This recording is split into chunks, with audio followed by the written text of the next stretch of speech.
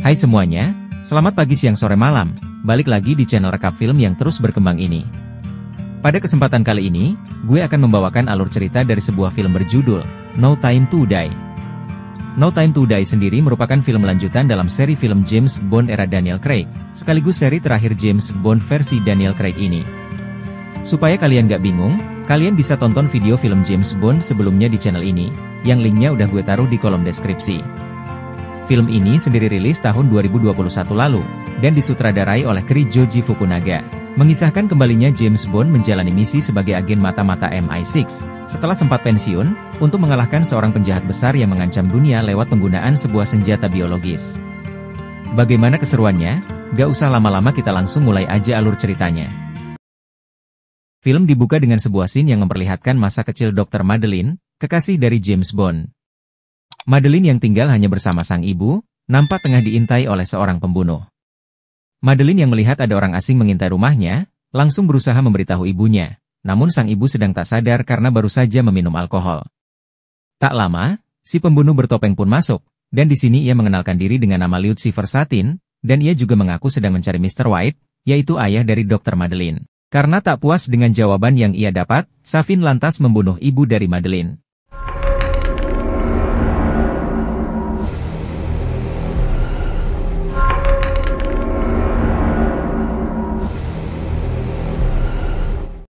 Setelah membunuh ibu Madeleine, Savin mencari keberadaan Madeleine, akan tetapi ia tiba-tiba saja diserang Madeleine itu sendiri sampai tak sadarkan diri.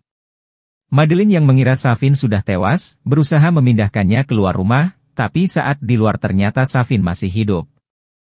Karena ketakutan, Madeleine pun berusaha kabur. Sayangnya karena pijakan es di bawah kakinya pecah, Madeleine malah tercebur ke danau beku di bawahnya. Savin yang melihat Madeleine tak berdaya, alih-alih membunuhnya, tapi ia justru malah menyelamatkan Madeleine.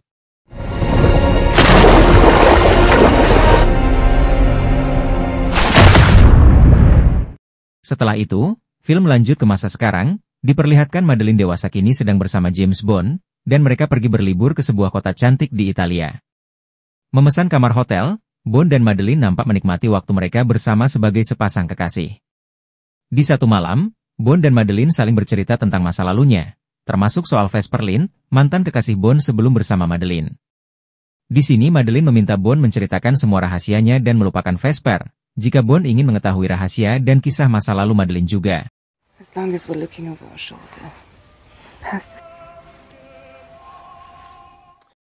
Lalu keesokan harinya, pagi-pagi sekali Bond izin pergi ke makam Vesper yang kebetulan tak jauh dari hotel tempatnya menginap. Tiba di sana, Bond ditemani seorang penjaga makam akhirnya sampai di kuburan Vesper.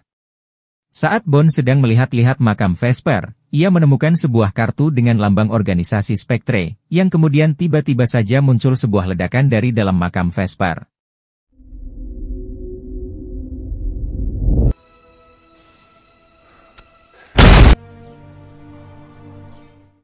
Menghindari ledakan tersebut, Bond sadar bahwa ia ternyata tengah diikuti seseorang dari organisasi Spectre. Ia yang khawatir pada Madeleine di hotel, lantas bergegas kembali ke hotel untuk menjemput Madeleine. Tetapi, di tengah jalan ia dihadang oleh sekelompok mafia kaki tangan Spectre yang berusaha membunuhnya. Bond dengan kelihayannya pun lantas kabur, dengan cara terjun bebas dari sebuah jembatan.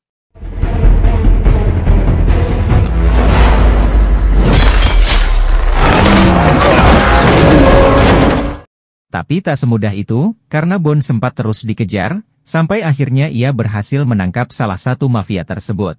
Di sini, mafia itu mengatakan bahwa ia dikirim oleh Ernest Blofeld, ketua organisasi Spectre. Ia juga mengatakan bahwa Madeleine merupakan anak dari petinggi Spectre. Mendengar itu, Bond yang merasa bahwa bahaya mengintai Madeleine, langsung bergegas kembali ke hotel menemui Madeleine. You know, Madeleine.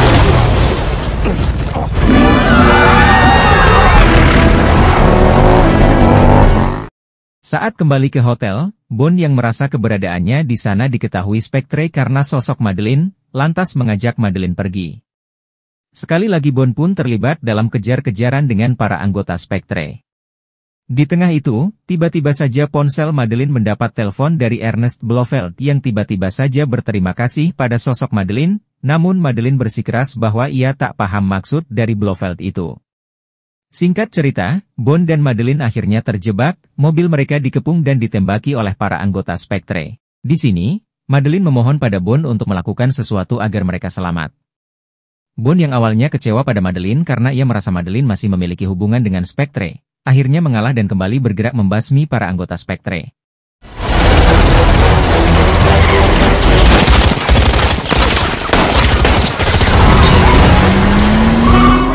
Berhasil kabur dari Spectre, Bond membawa Madeleine ke stasiun kereta. Di sini, Bond yang merasa hubungan Madeleine dengan Spectre bisa membahayakannya. Terlebih Madeleine juga belum mau menceritakan rahasianya yang lain, akhirnya ia memutuskan berpisah dan menjauh dari Madeleine. I'll never see me again. Kemudian film maju ke 5 tahun, pasca insiden di Italia tadi. Terlihat sekelompok orang sedang memasuki gedung penelitian MI6 di pusat kota London, Inggris. Salah satu ilmuwan yang ada di sana, yang bernama Valdo Obruchev, mendapat panggilan dari seseorang yang mengaku sebagai anggota Spectre. Ia pun meminta Obruchev membantu agen-agen Spectre masuk dan mendapatkan sampel lab yang mereka butuhkan dari gedung penelitian MI6 tersebut. Karena diancam, Obruchev pun tak memiliki pilihan lain. Tak lama, para agen Spectre pun datang dan langsung menghabisi semua peneliti di gedung tersebut. Salah satu agen pun langsung meminta Obruchev memberikan mereka sampel senjata biologis, yang bernama Project Heracles. Setelah itu, Spectre membawa Obruchev beserta sampel Heracles tadi kabur, dan mereka meledakkan lab tersebut dengan tujuan menghilangkan jejak.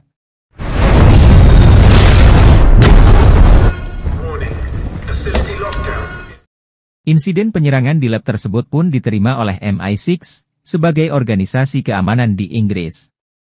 Mallory atau M sebagai kepala MI6, di sini meminta asistennya untuk merahasiakan kasus penyerangan ini, dan mengatakan itu hanya kasus kebocoran gas biasa.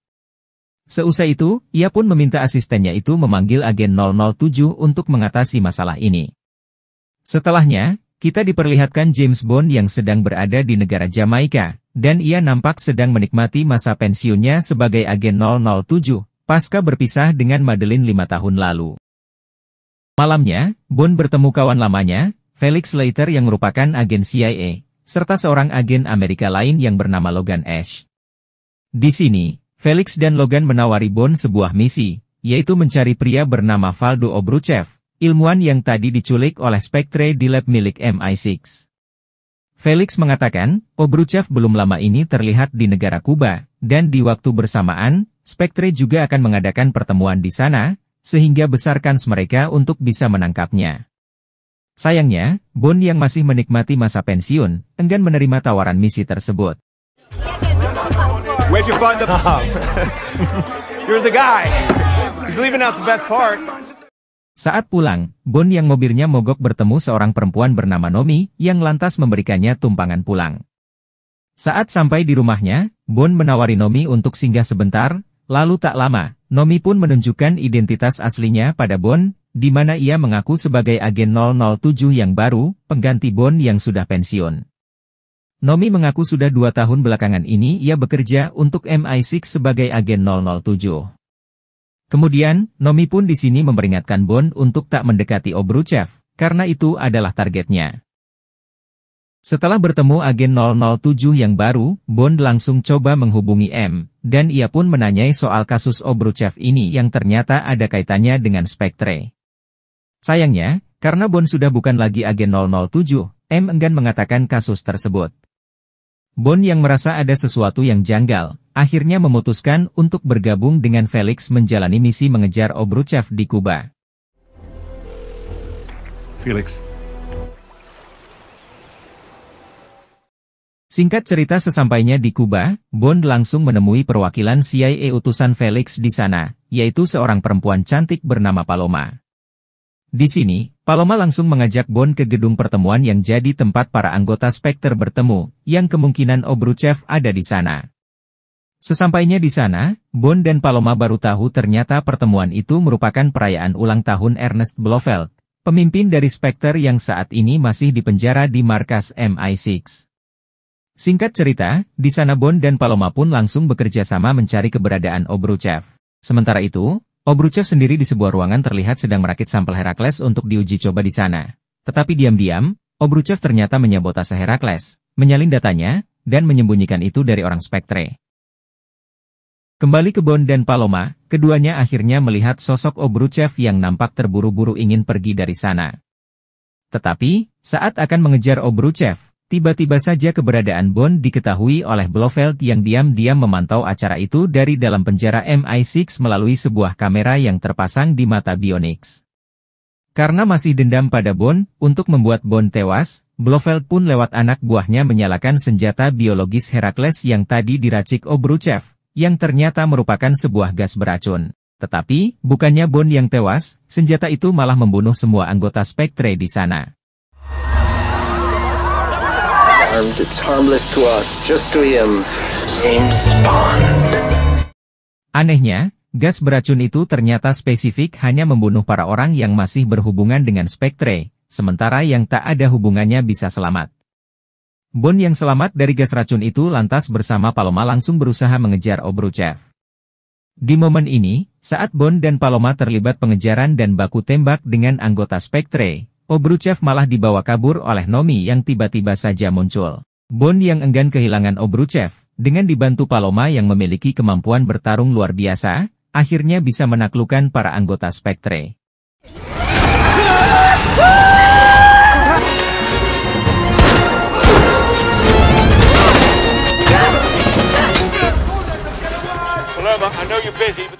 Kemudian mereka berdua juga berhasil merebut kembali Obruchev dari tangan Nomi, sementara Nomi langkahnya terhenti usai ia dikepung kepolisian Kuba yang datang ke sana. Seusai berpisah Paloma di sini, Bond pun langsung membawa Obruchev ke lokasi tempat Felix berada menggunakan pesawat milik Nomi. Data! You okay? Great. Sir, I'm not getting on that. Well, You were excellent. Singkat cerita, Bond akhirnya sampai di lokasi tempat Felix dan Logan berada. Di sini, Bond dan Felix langsung berusaha menginterogasi Obruchev, dan menanyakan mengenai senjata Herakles yang tadi menewaskan semua anggota Spectre. Obruchev pun menjelaskan, bahwa Herakles tak membunuh Bond karena senjata itu bisa menyerang sesuai target lewat rekayasa DNA. Ia mengaku, bahwa Herakles memang dibuat oleh MI6, tetapi M sebagai ketua MI6 tak tahu cara menggunakannya, sehingga Blofeld yang diam-diam mengawasi semuanya dari balik penjara MI6, lantas meminta anak buahnya mencuri Herakles. Bond di sini masih penasaran, kenapa Obruchev merubah target senjata Herakles ke para anggota Spectre, tapi sebelum pertanyaan ini dijawab oleh Obruchev, tiba-tiba saja Logan dari belakang berusaha menyerang Bond.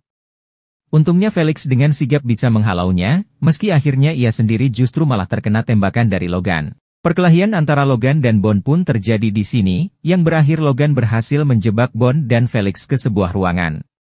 Sesudah berhasil menahan Bond, Logan pun mengaku pada Obruchev, bahwa ia adalah utusan dari seorang bernama Lucifer Safin, lalu ia pun langsung meledakkan tempat itu untuk membunuh Bond, dan setelah itu ia lantas pergi bersama Obruchev.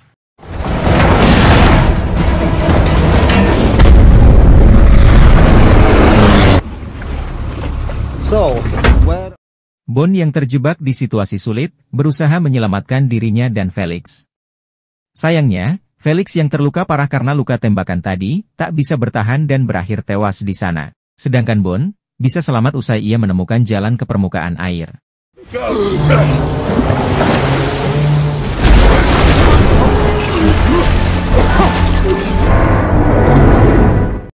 Sesudah insiden tadi, Bond langsung kembali ke markas MI6 dan menemui M. Di sini, Bond berusaha menjelaskan apa yang ia lihat di Kuba.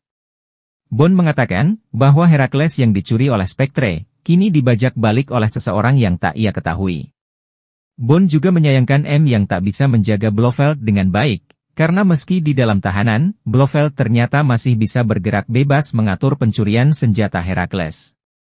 Setelah itu, Bond memaksa M memberitahunya soal cara kerja senjata Herakles, tapi M enggan menjawabnya yang membuat Bond terlihat kesal.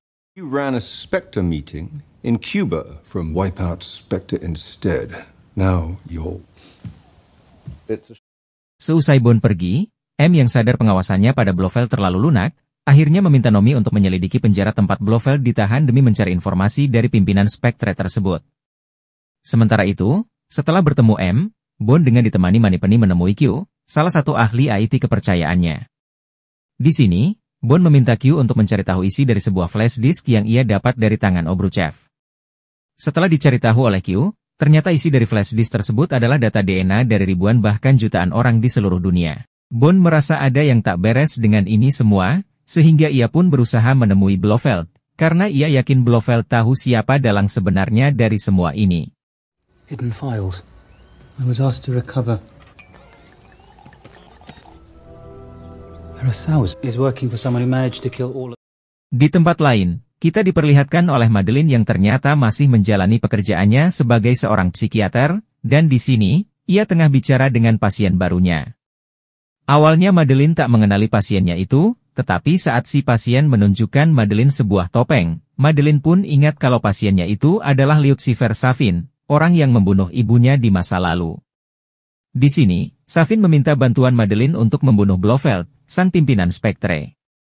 Safin mengatakan pada Madeleine bahwa racunnya tak akan berbahaya bagi Madeleine, tapi ini efektif membunuh Blofeld dengan sekali sentuh. Karena diancam, Madeleine mau tak mau pun menuruti permintaan Safin untuk membunuh Blofeld. Kenapa Safin meminta bantuan Madeleine? Itu karena Safin tahu bahwa Madeleine adalah psikiater pribadi Blofeld semenjak Blofeld dipenjara oleh MI6. Why would I do anything for you? Because bad luck to see them so many. Kembali ke Bond, di sini ia kembali bertemu M, dan M akhirnya menjelaskan sedikit mengenai senjata Heracles.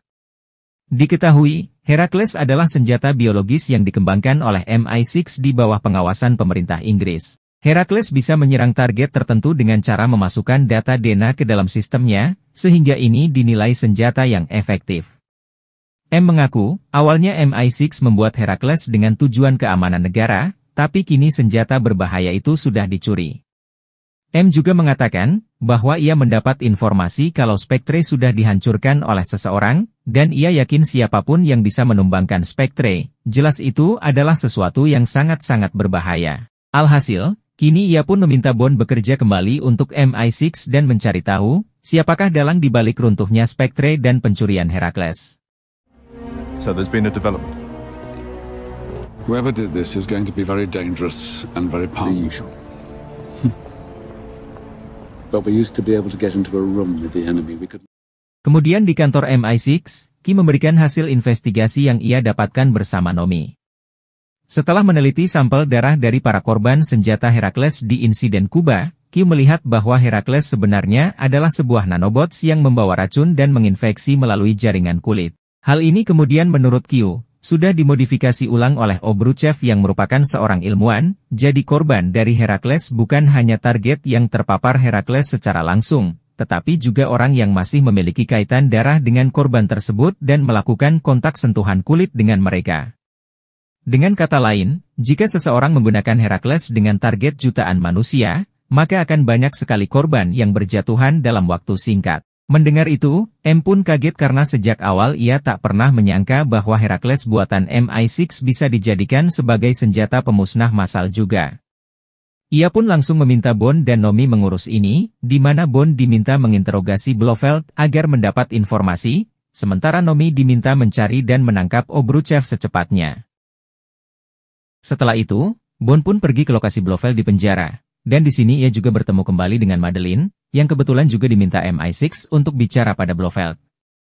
Di momen ini, Madeleine enggan menjabat tangan Bond karena ia sudah mengoleskan racun pemberian Safin untuk membunuh Blofeld, sesuai permintaan Safin tadi saat mereka bertemu. Singkat cerita, Bond dan Madeleine akhirnya bertemu kembali dengan Ernest Blofeld. Tetapi, belum sempat bicara pada Blofeld, Madeleine yang tak bisa menjalani misi dari Safin ini, meminta untuk pergi dari sana. Di sini Bond sempat memegang tangan Madeleine, yang tanpa Bond ketahui, bagian itu sudah dioleskan racun, sehingga kini racun itu pun pindah ke tangan Bond. Setelahnya, Bond pun langsung menginterogasi Blofeld. Ia memaksa Blofeld mengatakan siapa orang yang sudah menghancurkan Spectre. Sayangnya, Blofeld enggan memberitahunya dan hanya mengatakan bahwa jawaban yang dibutuhkan Bond ada pada Madeleine. Blofeld mengingatkan Bond bahwa Madeleine masih memiliki rahasia yang harus Bond ketahui. Bond yang emosi, lantas mencekik Blofeld, tetapi di sini Bond langsung melepaskan cekikannya. Awalnya Bond mengira Blofeld tidak tewas, tapi tak lama Blofeld justru tewas, karena tanpa sadar tangan Bond memang mengandung racun Heracles usai tadi bersentuhan dengan Madeleine. Bond, you have violated the most important rule in the whole... Blofeld. Usai itu semua, Bond pergi ke rumah masa kecil Madeleine, tempat ia akhirnya bertemu kembali dengan Madeleine. Saat bertemu dengan Madeleine, Bond pun menanyakan siapa sebenarnya orang di balik semua ini. Bond pun di sini menegaskan bahwa ia tidak masalah jika Madeleine memiliki masa lalu dengan Spectre, jadi ia memohon pada Madeleine untuk memberitahunya. Tapi saat sedang bermesraan dengan Madeleine, tiba-tiba saja seorang anak kecil muncul, dan Madeleine mengatakan bahwa anak itu bernama Matilde. Kembali ke Bond, di sini ia penasaran dengan Matilde karena mata Matilde sangat mirip dengannya, tapi Madeleine mengatakan itu bukan anak Bond. Sesudahnya, Madeleine pun menunjukkan sebuah ruangan rahasia milik ayah Madeleine, yaitu Mr. White, mantan agen Spectre yang sudah lama meninggal.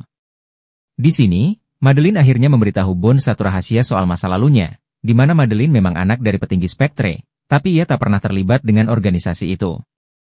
Madeleine juga memberitahu, di masa lalu Safin pernah mendatanginya dan membunuh ibunya. Alasan Safin melakukan itu adalah karena keluarga Safin sudah dibantai oleh ayah Madeleine dan juga Spectre, jadi ia ingin membalaskan dendamnya pada Spectre. Kini sudah jelas, kalau dalang dibalik semua ini adalah Safin, ialah yang sudah mencuri Herakles dari Spectre dan menggunakannya untuk menghancurkan Spectre itu sendiri. Kini, Safin pun dikatakan berencana melepaskan Herakles ke seluruh dunia agar jutaan orang bisa ikut tewas dan merasakan penderitaannya. Madeleine lalu memberitahu Bond bahwa markas Safin ada di sebuah pulau bernama Taman Racun. Karena tak tahu lokasi tepatnya, Bond pun meminta tolong Q di markas MI6 untuk mencari tahu itu, sekaligus melaporkan bahwa dalang di balik semua ini adalah orang bernama Lucifer Safin. Keesokannya, Bond diberitahu oleh Q bahwa lokasi pulau Taman Racun markas Safin ada di perairan dekat Jepang. Ia pun memberitahu kalau Angkatan Laut Jepang juga sudah memantau adanya aktivitas ilegal di pulau itu, jadi besar kemungkinan Safin memang di sana. Di waktu bersamaan, Bond juga menerima laporan kalau asisten Safin, yaitu Logan belum tertangkap oleh Nomi, dan kini ia ada di lokasi yang tak jauh dari lokasi Bond berada. Bond yang merasa bahaya mengintai ia dan juga Madeleine serta Matilde, langsung membawa mereka semua pergi menjauh dari sana. Bond juga diberitahu bahwa ia harus pergi ke pangkalan udara terdekat karena MI6 akan menjemputnya di sana. Singkat cerita, Bond bersama keluarga kecilnya itu langsung bergegas ke lokasi yang dimaksud. Di belakang benar saja, Logan dan para anak buah Safin muncul dan kini mengejar Bond. Kejar-kejaran pun terjadi, dan meskipun berhasil membuat beberapa anak buah Safin tertahan, namun jumlah mereka sangat banyak sehingga mau tak mau Bond harus menyembunyikan lebih dulu Madeleine dan Matilde ke tempat aman di sebuah gubuk kecil di tengah hutan.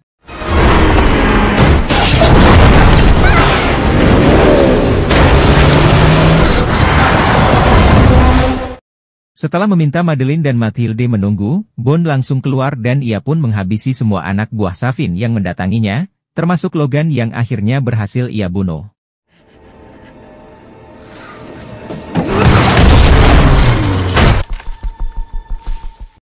Tapi sangat disayangkan, saat Bond pergi, ternyata lokasi Madeleine dan Matilde berhasil ditemukan oleh Safin, dan Safin pun langsung menculik mereka berdua.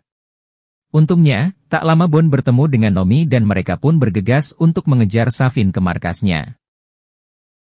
Singkatnya, Bond dan Nomi sampai di pesawat milik MI6, lalu di dalam pesawat, M yang mengawasi misi ini dari jauh memberitahu bahwa ada 3 objektif atau tujuan utama di misi ini, yaitu menghentikan penggunaan Herakles, membunuh Safin dan Obruchev, serta membawa pulang Madeleine serta anaknya, Matilde.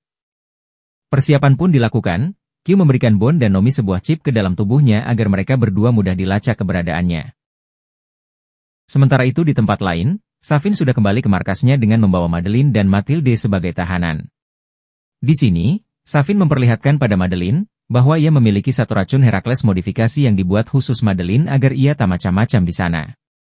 Safin juga memaksa Madeleine memberikan Matilde padanya, sementara Madeleine akan ditahan di tempat yang berbeda. Sedangkan di waktu bersamaan, Bond dan Nomi akhirnya sampai di pulau markas Safin, dan mereka berdua diam-diam menyusup lewat jalan lainnya. Sambil dipantau oleh M dan Q, Bond bersama Nomi bergerak mencari lokasi pengolahan Herakles, sambil melumpuhkan beberapa anak buah Safin. Sayangnya, saat Bond masuk jauh lebih dalam ke markas Safin, komunikasi dengan Q di pesawat induk terputus. That's your best bet for getting in.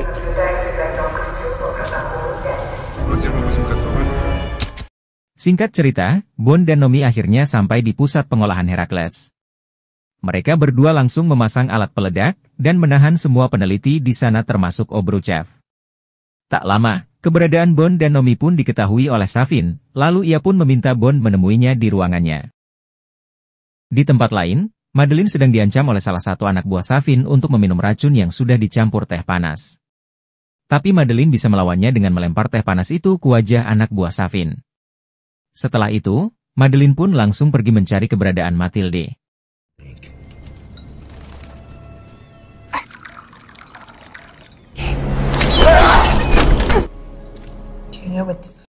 Singkat cerita, Bond sampai di ruangan Safin, dan Safin sambil mengancam Bond menggunakan Mathilde di pelukannya lantas mengajak Bond bernegosiasi.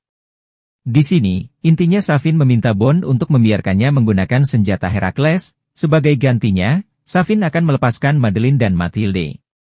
Tapi tentu saja Bond enggan menerima kesepakatan tersebut.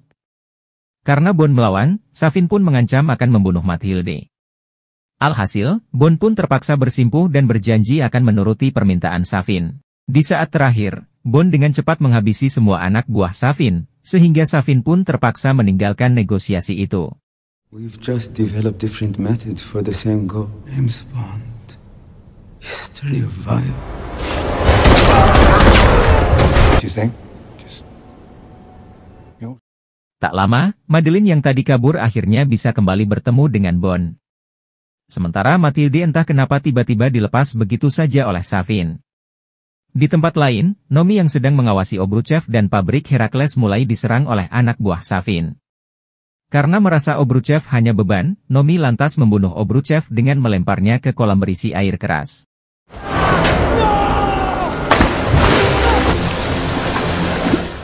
Sedangkan Bond dan Madeleine yang bergerak ke jalan keluar akhirnya bisa bertemu kembali juga dengan Mathilde. Singkatnya, Bond langsung membawa Madeleine dan Mathilde ke jalan keluar. Di sini, Bond meminta tolong Nomi untuk membawa Madeleine dan Mathilde pergi menjauhi pulau markas Safin, sementara Bond akan menuntaskan misinya di pulau tersebut untuk membunuh Safin. Nomi pun menuruti dan langsung membawa Madeleine serta Mathilde pergi. Singkat cerita, Bond melanjutkan misinya, tapi di sini memberitahu Bond bahwa saat ini tentara Rusia dan Jepang mulai mencurigai kegiatan Bond dan MI6 di sekitar pulau yang memang jadi wilayah sengketa Jepang dan Rusia itu. Pun meminta Bond cepat bergerak, sebelum Jepang melemparkan misil untuk meledakkan pulau itu. Tapi Bond memberitahu bahwa Herakles akan segera diluncurkan oleh Safin, sehingga meskipun pulaunya hancur akibat misil, senjata biologis Herakles tetap tak akan bisa dihentikan.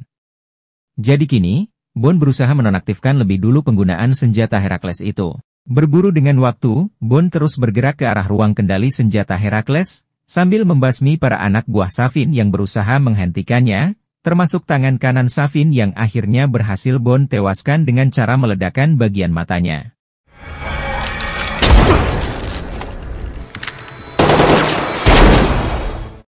Beberapa saat kemudian, Bond akhirnya sampai di ruang kendali dan ia pun langsung menonaktifkan senjata Herakles. Setelah selesai, Bond langsung bergegas keluar dari pulau itu.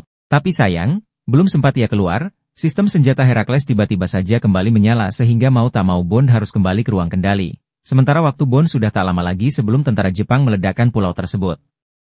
Masalah semakin rumit bagi Bond, tatkala saat ia akan kembali menonaktifkan sistem senjata Herakles, ia malah diserang oleh Safin. Dengan kondisi kaki terpincang, Bond mau tak mau pun harus bertarung dengan Safin. Bond sebenarnya berhasil mematahkan tangan Safin sehingga Safin tak berdaya. Tapi sayangnya, di sini ternyata diam-diam Safin sudah menyuntikkan racun Herakles ke tubuh Bond, yang mana ini membuat Bond akan jadi objek mematikan jika disentuh siapapun, termasuk teman-teman dan orang terkasihnya. Karena emosi, Bond lantas menembak Safin hingga Safin tewas. Two heroes in a tragedy of our own making.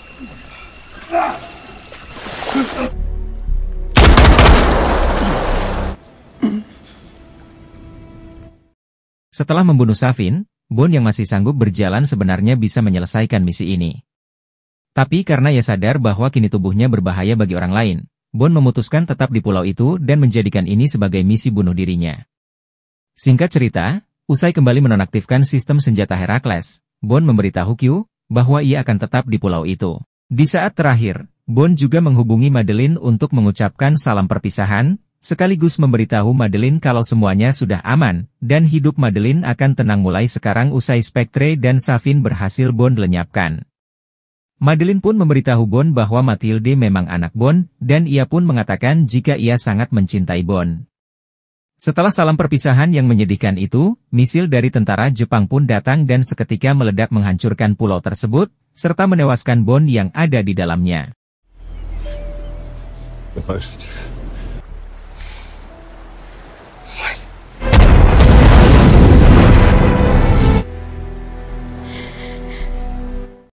Tewasnya Bond tentu membuat semua staf MI6 sedih. Terlebih Bond sudah dianggap sebagai salah satu agen 007 terbaik milik MI6.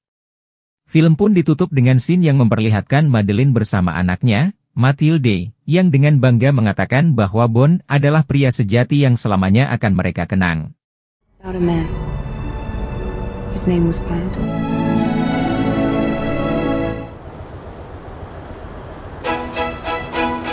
Oke semuanya, itu dia alur cerita dari film berjudul No Time to Die.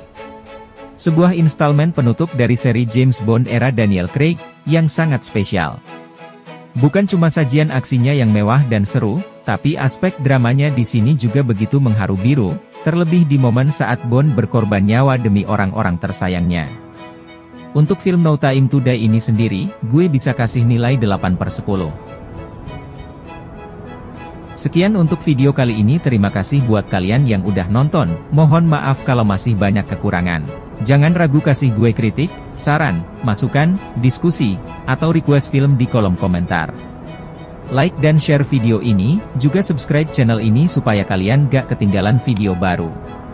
Segitu aja dari gue, sampai jumpa di video selanjutnya, wassalamualaikum.